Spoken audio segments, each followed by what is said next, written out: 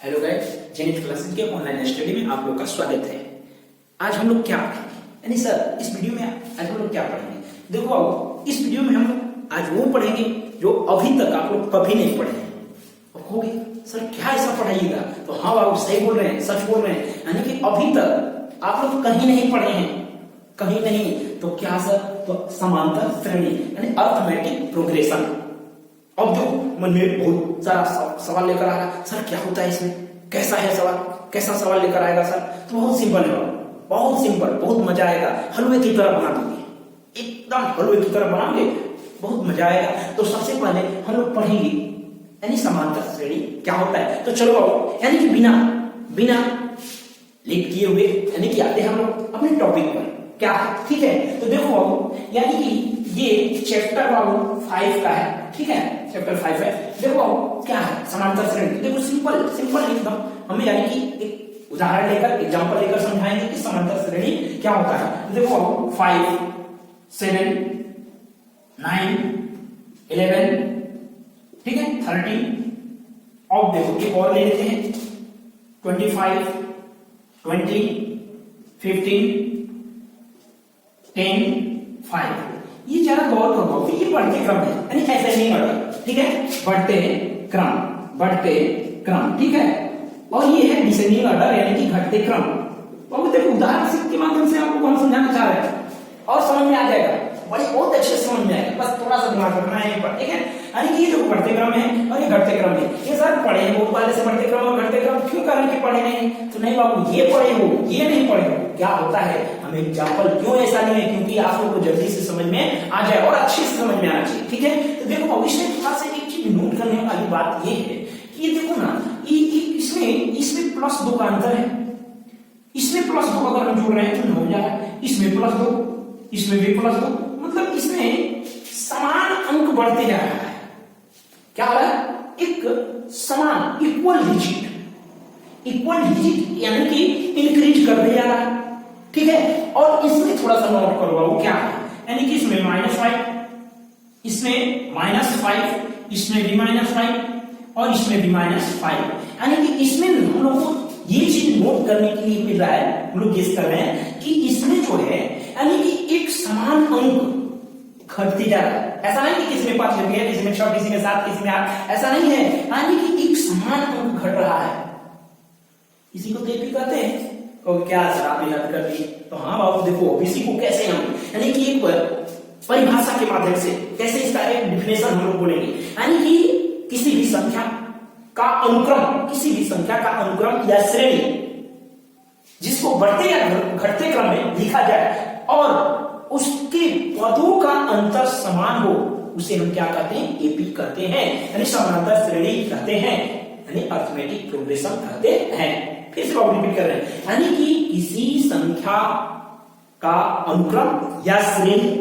अब ये अनुक्रम श्रेणी क्या होता है, तो इसी को अनुक्रम बोलो या श्रेणी बोलो, थोड़ा सा अंदर, यानी प्लस प्लस कर दे, अगर है 5 प्लस ऐसे कर दिया तो ये अनुक्रम हो जाता है। खैर इधर नहीं हम जाना चाहेंगे, बस समांतर श्रेणी हम लोग को पढ़ना है, ठीक है। यानी कि देखो समांतर श्रेणी यानी कि किसी संख्या का वह अनुक्रम या श्रेणी जिसे बढ़ते या घटते क्रम में लिखा गया हो तथा उसके पदों के बीच का अंतर समान हो। इस बात तक के यानी कि गौर करना है, पदों का अंतर क्या हो, समान हो, उसे हम क्या कहते हैं, एपी कहते हैं। अगर किसी दो यानी कि किसी पदों का अंतर समान हो तो उसे हम क्या कहेंगे, एपी कहेंगे। समझ में आ रहा, बस इतना ऐसे याद रखो। कोई भी अगर अंक लिखा हुआ है, एक क्रम में सजाया गया है, अगर उस क्रम में समान अंतर पाया गया तो वह क्या है, एपी में है, एपी है, यानी समांतर श्रेणी है। समांतर श्रेणी को बाबू एपी से डिनोट किया जाता है। हम ऐसे लिखेंगे, किससे सूचित किया जाता है, समांतर श्रेणी को एपी से, यानी एपी। हम ऐसे सीधा लिखेंगे एपी, अब समांतर श्रेणी नहीं लिखेंगे, हम क्या लिखेंगे, एपी, ठीक है। और पूरे एक्सरसाइज में हम लोग एपी लिखकर चलेंगे, ठीक है, आप लोग भी याद रखोगे। एपी समझ में आया। अब देखो बाबू एपी कितने प्रकार का होता है, तो एपी बाबू 2 प्रकार का होता है। एपी कितने प्रकार का होता है, 2 प्रकार का होता है। पहला नंबर में यानी परिमित और दूसरा नंबर में अपरिमित। अपरिमित एपी, यानी कि इनफाइनाइट एपी और दूसरा इनफाइनाइट एपी। ठीक है, और कहोगे कि इनफाइनाइट एपी और फाइनाइट एपी क्या होता है। ठीक है, तो इसको भी हम लोग पढ़ेंगे।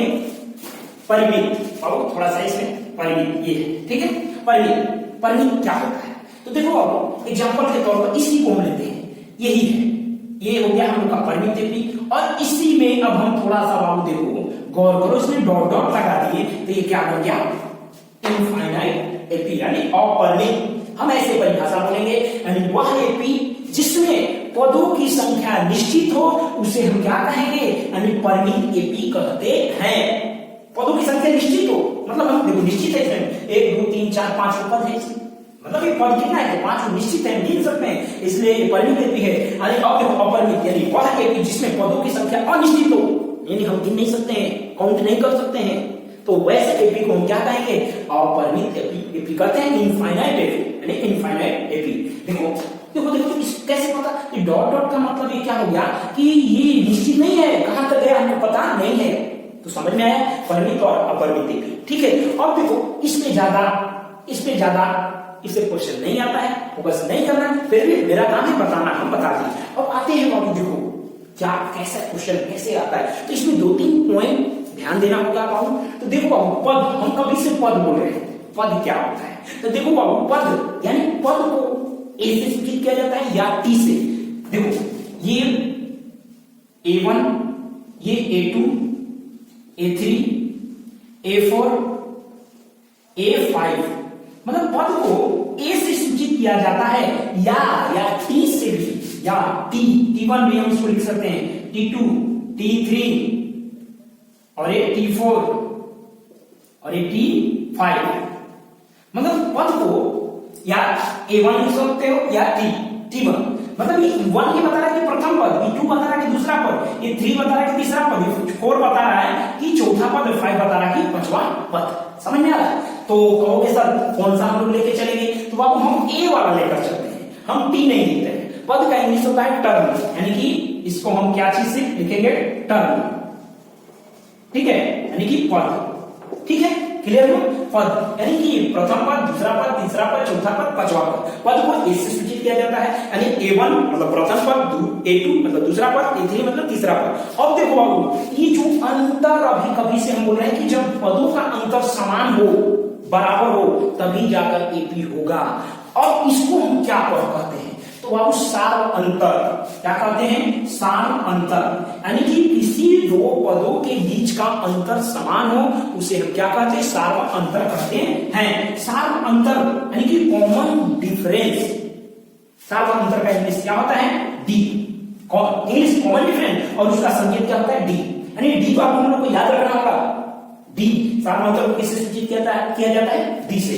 डी बराबर फॉर्मूला होता है A2 minus A1, A4 A3 minus A2, A4 minus A3 बराबर A4 A5 माइनस A4। इसी तरह से बाबू आगे भी चलेगा, मतलब आगे क्या लिख सकते हो, A6 माइनस A5 बराबर A7 माइनस A6। आगे उतना नहीं जाना, बस समझ लेना है, बस किसी एक ही फॉर्मूला से हम लोग सारा अंतर निकाल सकते हैं। देखो यही पर आते हैं, इसी एग्जांपल को हम लेते हैं। प्रथम पद इसको बेटा, अब इसको बेटा, ये हम दिखाने के लिए लिखे थे। देखो यहाँ का अगर हम दूसरा पद, ये क्या है, 7 है, A2 का मान 7, तो देखो 7 लिखेंगे, माइनस A1 का मान 5, तो देखो तो कितना आ रहा है, 2 आ रहा है। इसी प्रकार से अगर A3 लेते हो, A3 का मान कितना है, 9, A3 का मान यहाँ A2 रहेगा, A3 का मान 9 और A2 का मान 7, तो कितना आया, 2 आया। मतलब देखो तो कॉमन डिफरेंस क्या हो रहा है, समान हो रहा है, यानी कि कोई भी पद लेकर घटा के देख लो ना, सब में 2 आएगा। समझ में आ रहा, तो कॉमन डिफरेंस यानी सार अंतर बराबर formula A2 minus A1, A3 minus A2, या A4 माइनस A3, या A4 minus A5 minus A4। आगे इसी तरह बढ़ सकते हो। ठीक है, अब देखो बाबू ये चीज याद रखना होगा, पद को ए से या टी से, लेकिन हम क्या लेकर चलेंगे, ए लेकर चलेंगे। अब देखो सार अंतर इसमें आएगा, सार अंतर को किससे, डी से। डी बराबर फॉर्मूला ये याद रखना होगा। ठीक है, अब देखो एक यानी कि 2-3 फॉर्मूला और आता है, जो कि वही 2-3 फॉर्मूला, 2 फॉर्मूला मेन, 2 फॉर्मूला नहीं, एक और 3 फॉर्मूला से चैप्टर तमाम, लेकिन इसमें से 2 ही फॉर्मूला ज्यादा यूज होता है। ठीक है, तो देखो अब कौन कौन फॉर्मूला है, तो बाबू इसको हम मिटाते हैं, चाहे सीधा ही हम लिखते हैं, इसको हम यहाँ पर साफ कर लेते हैं, इसको रहने देते हैं ऐसे, ठीक है। देखो यहाँ पर फॉर्मूला प्रथम एपी का nवां पद बराबर फॉर्मूला होता है a प्लस nवां पद यानी an से सूचित किया जाता है a plus n minus 1 into D, ठीक है। अब देखो एपी के n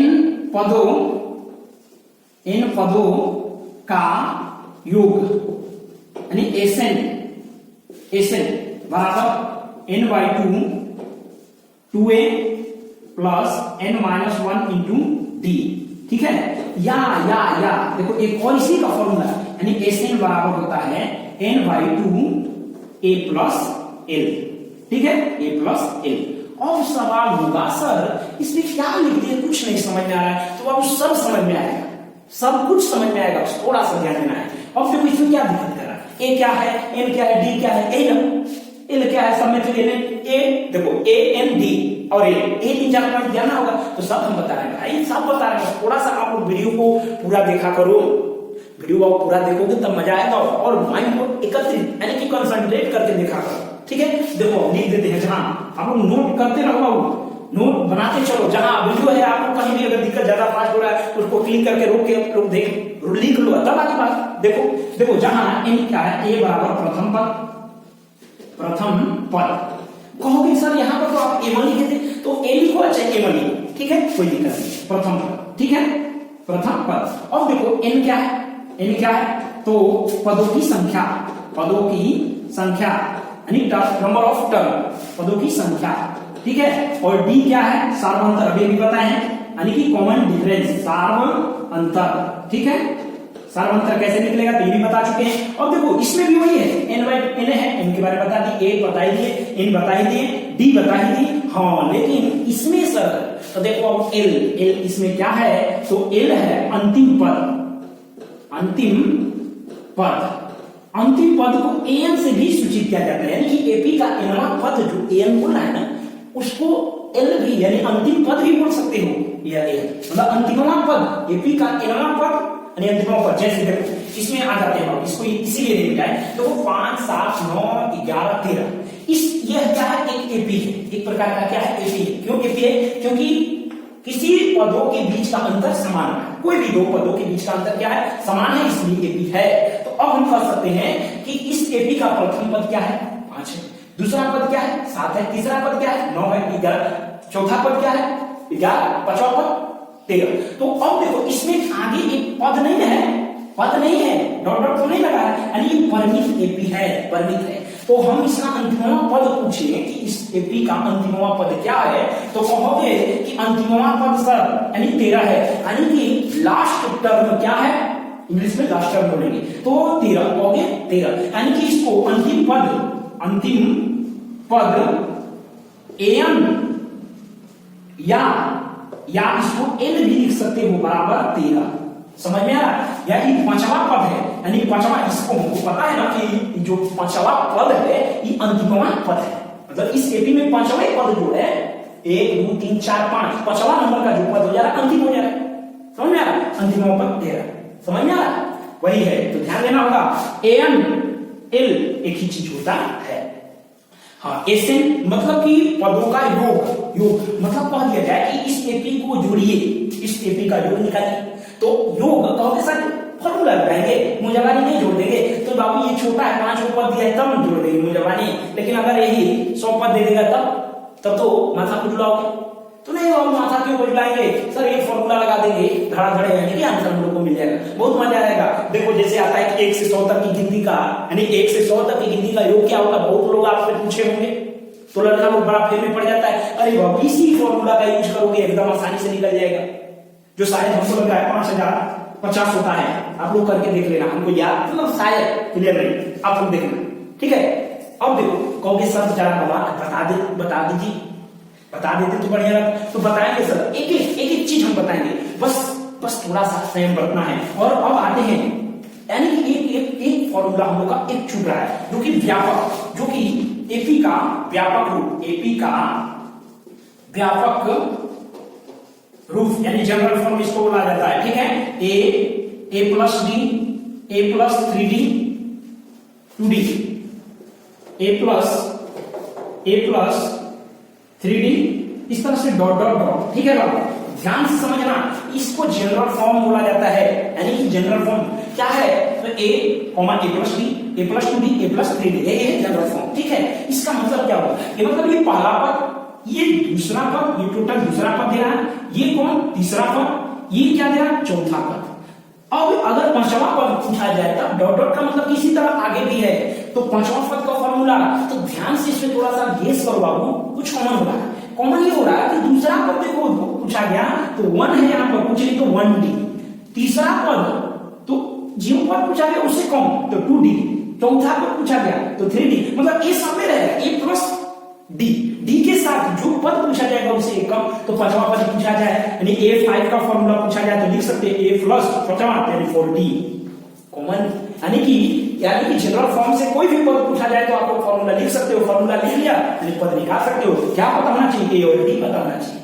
अगर ए और डी पता है, किसी भी एपी का ए और डी पता रहता है तो आप लोग कोई भी पद निकालने के लिए तैयार है। ठीक है, अगर 16वां पद का फॉर्मूला पूछा जाए कि चलो बताओ, यानी किसी एपी का 16वां पद का फॉर्मूला क्या है, तो 16वां पद ओहो यानी एक कम, तो क्या ए 100, यानी बराबर क्या लिखेंगे, यानी ए प्लस 99d, मतलब ये क्यों बता रहा, मतलब ये बता रहा है कि 16वां पद, जैसे एपी का nवां पद मतलब nवां पद, तो यहाँ पर ये देखो तो 16वां पद, n था तो nवां पद, 100 है तो 16वां पद, समझ में आ रहा है, फॉर्मूला बन जाएगा।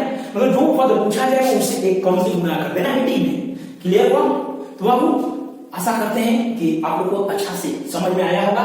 ठीक है, अब हो गया सर एक्सरसाइज, तो एक्सरसाइज अगले वीडियो में, यानी हम लोग ये वीडियो नंबर 1 लेकर आए। ठीक है, अब अगला वीडियो पार्ट 2 में हम लोग एक्सरसाइज लेकर आएंगे। आई होप कि आप लोगों को अच्छा समझ में आया होगा। तो बाबू ज्यादा से ज्यादा वीडियो को लाइक करें, शेयर करें और सब्सक्राइब करें। ठीक है, धन्यवाद।